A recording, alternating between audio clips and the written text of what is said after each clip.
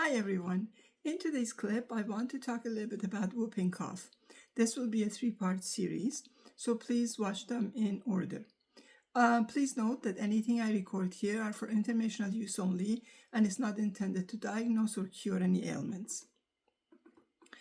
This is an infectious respiratory tract disease because of bacterial inflammation of the trachea and bronchi. The bacteria is called Bordetella pertussis, and this cough mostly affects newborns, infants, and elderly, but it's not age limited, basically. This spreads through droplets. So if the sick person coughs and throws out secretions containing the bacteria, others that are nearby can be infected, and it's most contagious within the first 2 weeks and may go on to 4 to 5 weeks of this. So there are three typical phases to the course of whooping cough. First, there are cold-like symptoms like runny nose, dry cough, low-grade fever, which can last around 2 weeks. In the next phase, there are extremely bothersome cough attacks, ending with a whistling noise, whistling sound, sort of sticky or thick mucus, shortness of breath, and even vomiting. This phase may last from 4 to 8 weeks.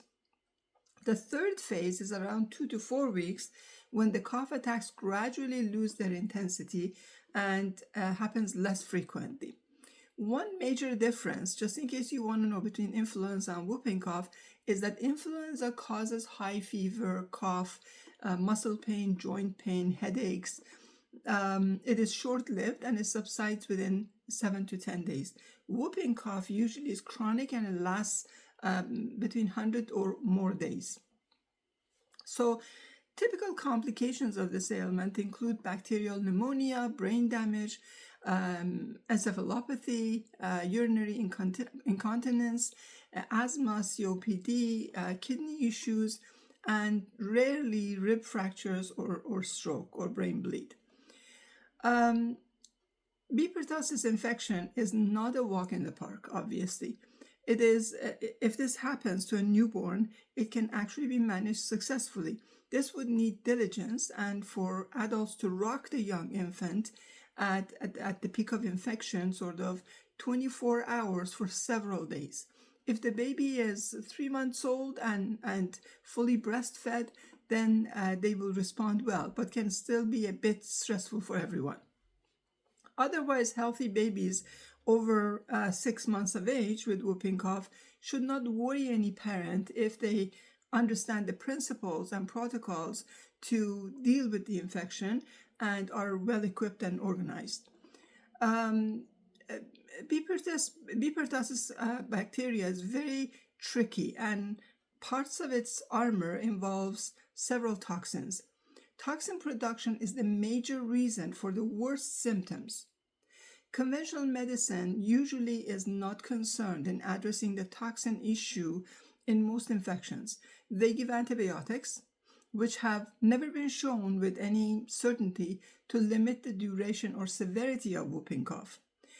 So antibiotics actually increase the toxin release, and because of that, they increase the work of the liver, and this is why vitamin C is so important to anyone that is infected with this bacteria. In orthomolecular medicine, after years of experience treating infants of all ages, it became evident that there are some exceptions to the antibiotic issue, obviously.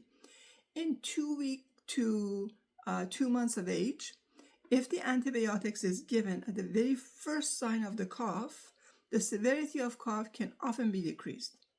But they would need 2 doses of antibiotics to be given at the very first sign of the very first phase of the illness. And this can honestly only happen if the index case has previously been identified and the parents know what is coming. This is sort of like the patient zero scenario in an epidemic, right? So this does not seem to be the case in older babies, where parents almost always report worsening symptoms after the antibiotic has been given. This may be due to starting them after the cough is full-blown. So unfortunately, antibiotics given during full-blown infection seem to make the sickness worse in most people. They can actually make the coughing fits more severe by releasing LPS or lipopolysaccharide during the second phase or microbial die-off that happens. This will increase the requirement of the liver's detoxification of all bodily toxins during the time when lung bacteria are releasing extra toxin, so the handover fist. So ascorbate or vitamin C is improperly spaced, very high oral doses will get the patient through the weeks of coughing with massively reduced symptoms, while this allows developing lasting immunity that will later protect those around them far more effectively. So there was a study in 2010 that suggested that natural immunity to whooping cough lasts over 30 years. So also we need to understand that the species of bacteria responsible for whooping cough, or B. pertussis, has properties that not all bacteria have. And that is what makes it such a problem to deal with.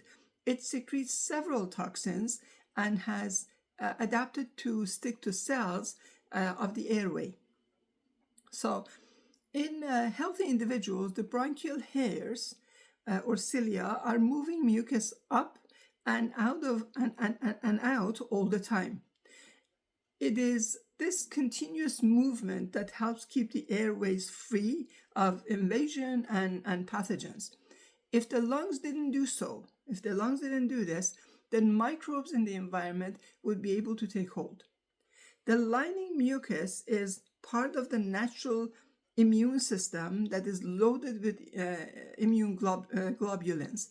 So we must keep the mucus moving, especially in a sick person. Once the B. pertussis bacteria have a hold on the cilia, or those hair-like things, it secretes something called tracheal cytotoxin, which cuts the hair off and destroys the cells that are underneath. The mucus then stops moving normally, and instead it pulls deeper in the lungs.